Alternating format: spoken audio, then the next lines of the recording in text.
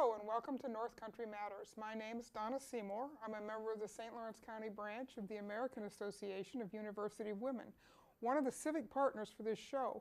Today we're hosting a conversation about adult literacy with the Potsdam Public Library's Sarah Sachs and Maria Morrison.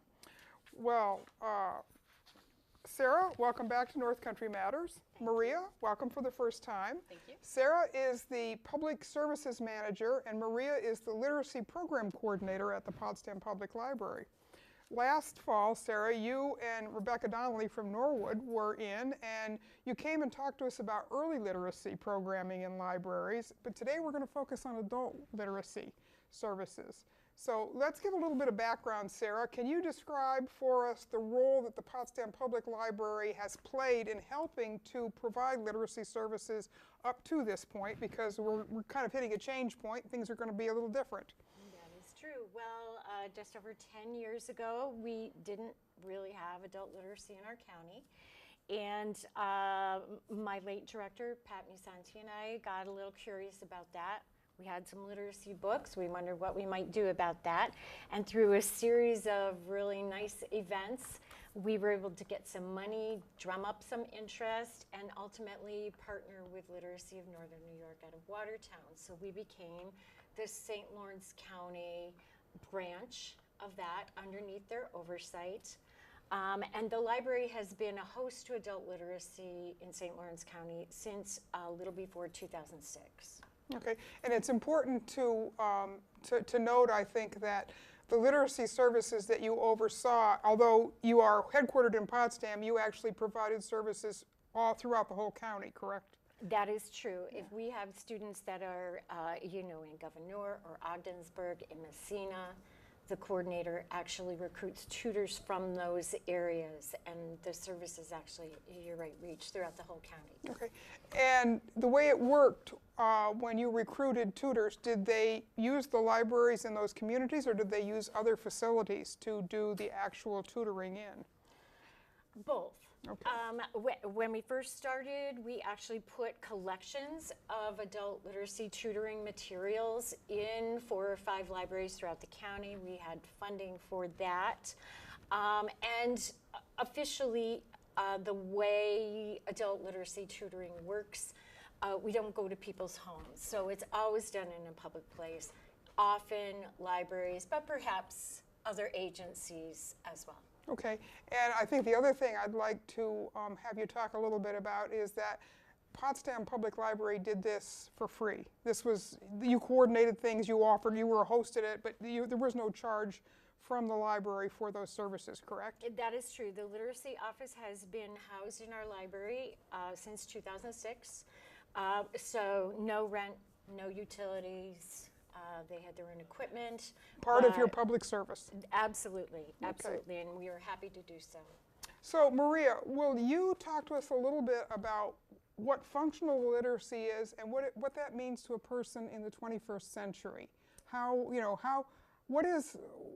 What kinds of literacy or illiteracy are you actually looking at and seeing in terms of in people's lives? Well, functional illiteracy has to do with the idea of being able to be a part of a community, be able to support yourself and inform yourself. Being functionally illiterate is probably, if you want to put a number on it, a 3rd grade reading level. If you're an adult and you can't get past that, what you're doing is you're literally reading, but you're not necessarily comprehending. And recently I learned that the amount of information exponentially doubles every 72 hours. So being able to access that information in an electronic format still requires the ability to read. It's still quite dependent upon that. So in the old days, whenever those were, you could have said, well, I don't read the newspaper, but I can read my medicine bottle, that's enough. But now, when more and more searching is online, if you can't read well enough to comprehend what you're taking in, then you meet a whole new level of functional illiteracy.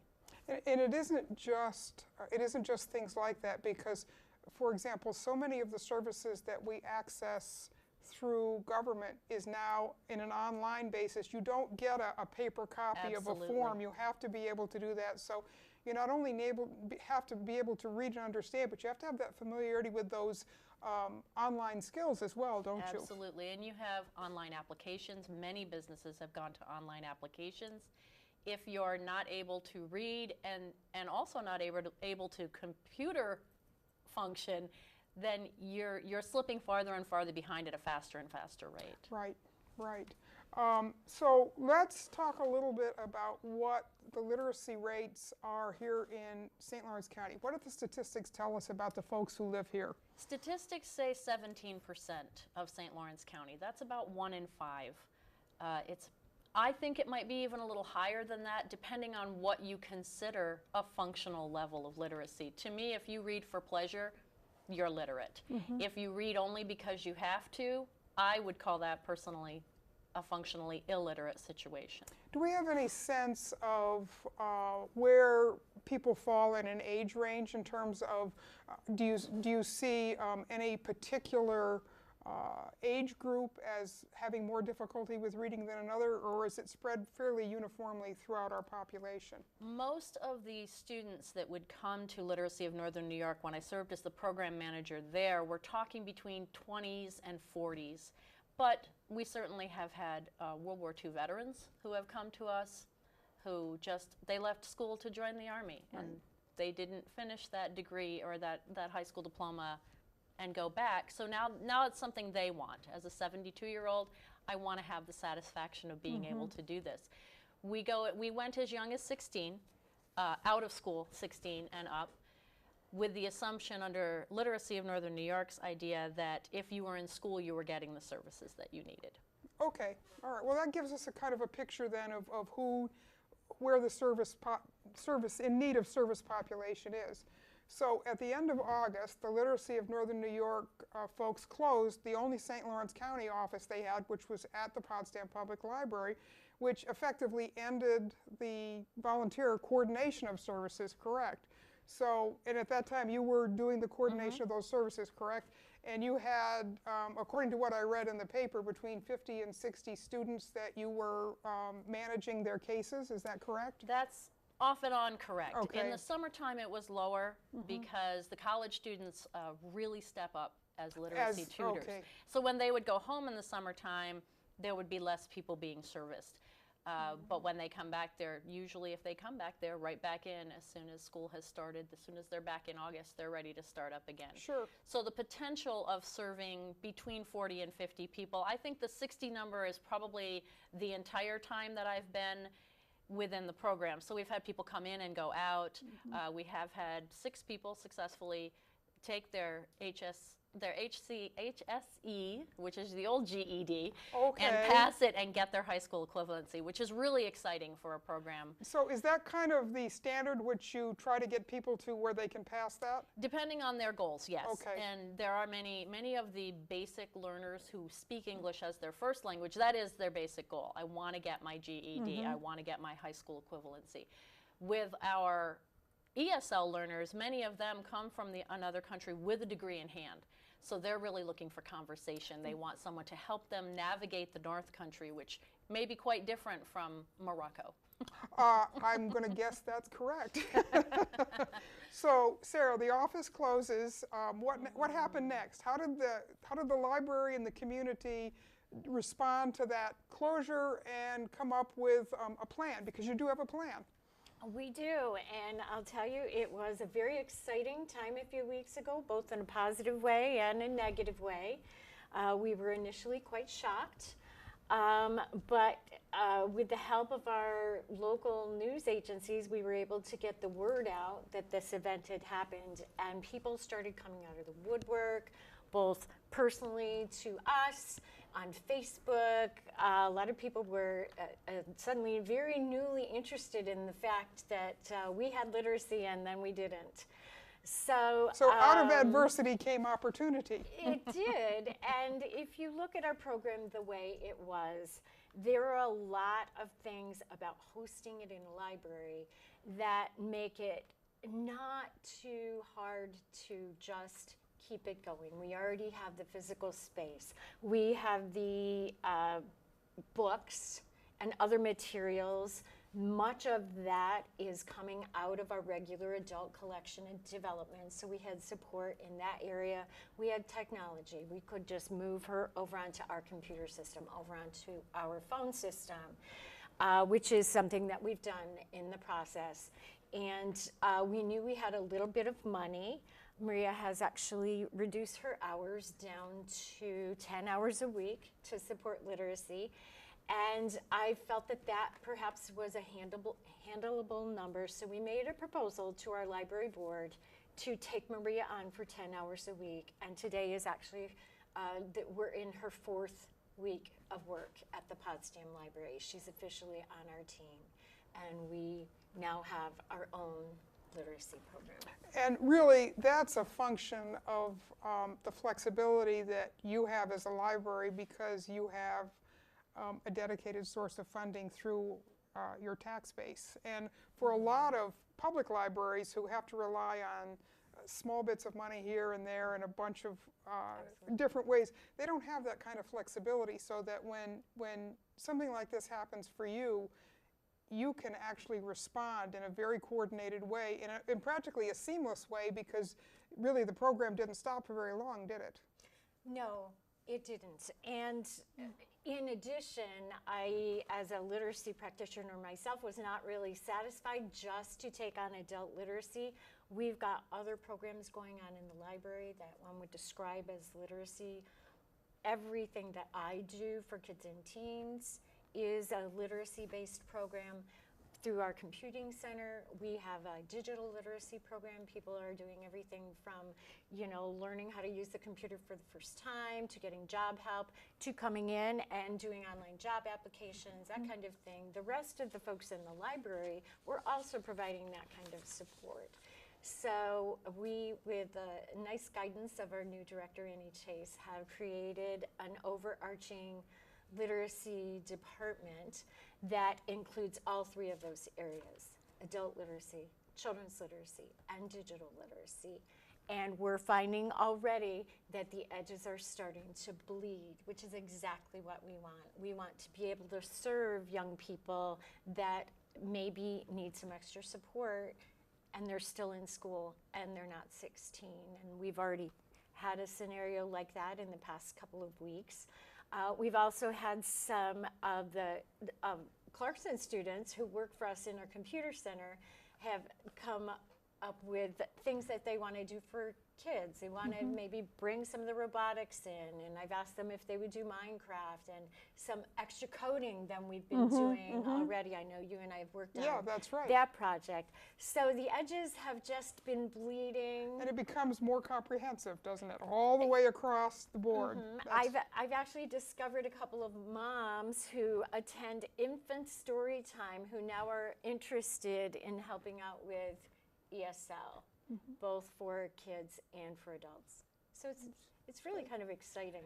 So one of the fun things about doing North Country Matters is that as you prepare for a show, you can find something out the night before you're going to be doing the show, which is what happened to me yesterday when I saw on North Country Now that Maria, you've actually started a GoFundMe campaign for this. So why don't we, and we do have the graphic that we'll put up with the link on that for you, but explain a little bit about what GoFundMe is and what you are hoping to accomplish with this particular campaign. The Literacy of Northern New York, one of the reasons that they felt compelled to let go of the St. Lawrence County satellite is that the funding was not sufficient to keep Jefferson and Lewis and St. Lawrence County going.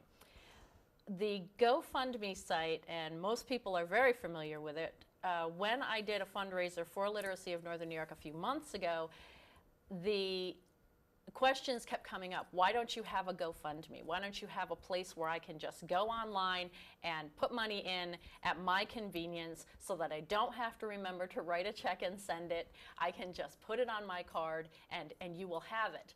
And the 20th century technology is great for that, isn't it? Absolutely. So once I knew that I had the library on board with our new literacy program, they said, run with it. And so I set it up to make it convenient for people to be able to support a program.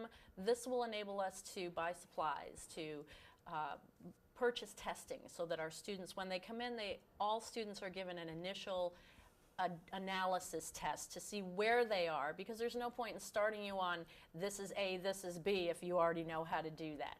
So that will give us the funding that we need to provide that testing service for both ESL and basic language learners. Will allow us to purchase more curriculum, will allow us to look at things like online curriculum and the ability to provide that, so that people don't always have to meet with their tutor to do all of their work. They can access it through their own services And of course, at home or at the that's library. that's a great complement to the online services that you're already providing with the library, isn't it? Yes, and I did want to add that, you know, our services at the Potsdam Public Library are very tied to the people that live within our school district. Those are the folks that are supporting us. They are, you know, are almost entirely our financial supporters. Now, a program like adult literacy serves the entire county. So another function that, you know, just didn't come out when she was saying that is that extra money donations really offset the cost to the taxpayers in the school district, so that we can feel free to meet whatever need comes up, whether people live in the school district or not. Okay, yeah. Maria, what are your funding goals right now for At this? this point, I've set up a goal of 5,000, hoping that that will, like you said, alleviate the situation. If I have a tutor that needs to travel to Gouverneur, if I can't train someone to work in the Gouverneur area, if I need to go to Gouverneur to train people in that area, or Messina, or any of the outlying areas, that funding enables me to travel and provide those services outside of simply the Potsdam area. It is a little bit more difficult. We do have wonderful college students, like I've said before, who step right up in this area. Gouverneur is a little bit more difficult to find people to serve. And we have even more outlying districts than Yes, that in this county exactly, because of the exactly. size of the county. So, Exactly. right. So, Maria, are there any big changes that you're thinking of in terms of how the program used to be run versus how you're going to run it now, or are you pretty much keeping the same structure in place? The structure will stay basically the same. As Sarah said, we're going to be adding the element of being able to support students who are still in school who need a little extra something, not necessarily unable to read, but making sure they stay at that comprehensive level, making sure that as students move from junior high into high school, that's typically where a student will decide, school's not for me. We don't want to lose them at that point. And if they can go somewhere where they have one-on-one extra support to keep them moving forward, then I think we're going to see a nice success rate for our high schools as well. Because I also teach BOCES adult education classes, and so the students who come to me many times will have said, you know, I shouldn't have dropped out of school. I should have just stayed. Perhaps the choice at that moment was the best choice for them, but it's always easier. Perfect. And it's always easier, I think, when you Uh-huh. first step out Yeah. to go back and finish it up rather than wait Sure. 10 years. Yes, that's for sure. And often I think what people find is that once they get out into the work world, they realize that there's a certain level of competency that you have to even get your foot in the door. And if you haven't completed that high school degree, then it's going to be very, very difficult to support yourself. Maria, can you describe for us what a literacy volunteer does, what the time commitment is, and you mentioned before about training. So what's that process look like if someone is interested in stepping forward in this program? We have in the past had an online training program, which we're still looking into. That's a very nice dimension to add simply because you can train at your pace. It takes about 2 to 3 weeks to go through an online training program. There is also the option of training one-on-one or training in a group that will, I would say 8 sessions, about an hour apiece will get you ready to go. That's both basic language and ESL training. Once they're up and ready, they are matched with someone who can meet with their schedule. Usually scheduling is the biggest problem. And I think my tutors usually put at least 2 hours a week in between planning lessons and then meeting with their learner. Sometimes more, depending on the tutor and the learner. Usually after a few weeks you notice that they've formed quite a nice bond and they are spending time together, not tutoring. They're going shopping together, or they're So there's a social enjoying. component Absolutely. after. And with our ESL, yeah. that's a very important Sure, aspect. sure.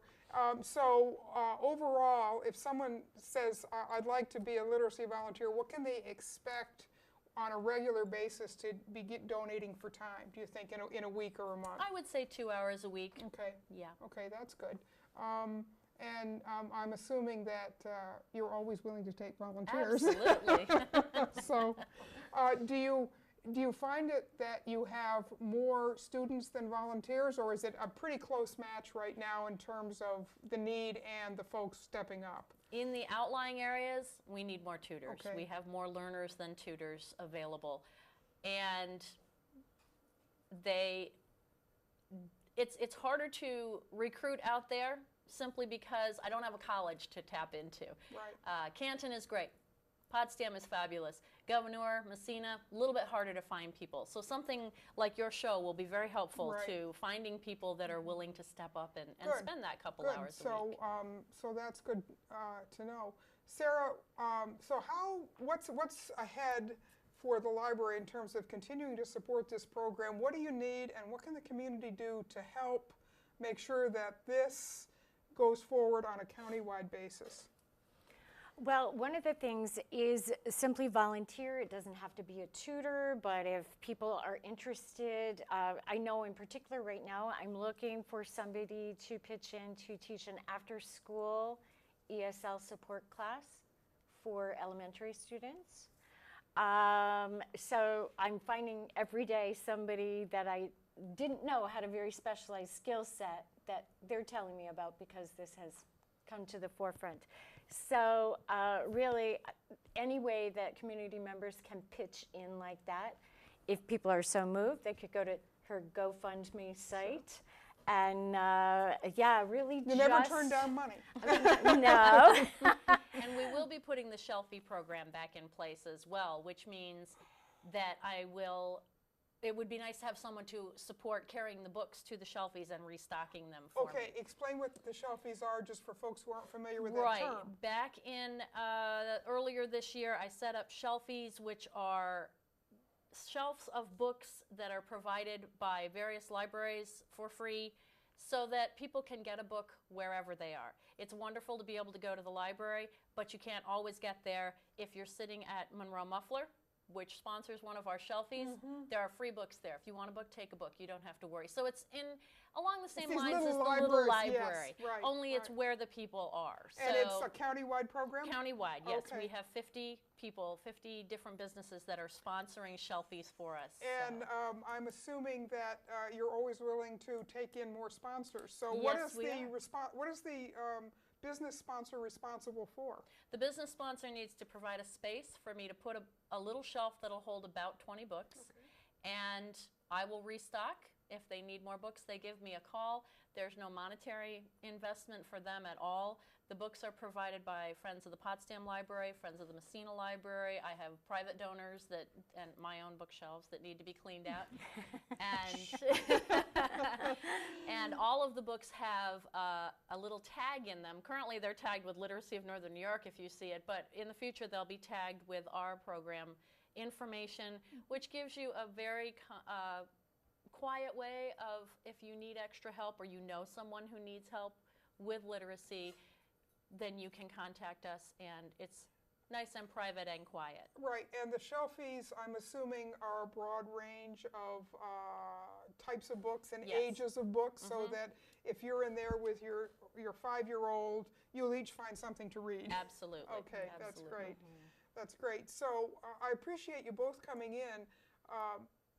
For those of us who are lifelong readers, we sometimes, I think, take that a little for granted, and we forget sometimes that there are people who don't have the same love of reading and have the same facility for reading. So the literacy programs that the Potsdam Public Library and all the other libraries up here are doing, and now this new adult literacy program, are so important to giving folks that competence and that comfort and that level of confidence to go forward, because this is the 21st century and you can't not get along without knowing how to have those skills. They're absolutely basic. So thank you both for coming in. Thank you for the work you're doing. And folks at home, there's ways to help, so I hope you will. And it's your time and your energy and your money will be much appreciated. Thank you, Sarah, and thank you, Maria, very much. Our time is up, so thank you all. These conversations are a production of North Country Matters, produced here in the studios of WCKN on the campus of Clarkson University. This show is a civic collaboration between the St. Lawrence County branch of the American Association of University Women, the League of Women Voters of St. Lawrence County, and the communication departments of Clarkson University and SUNY Potsdam. Until next time, remember, our North Country matters. Thank you so much. Maria, thank you. It's great.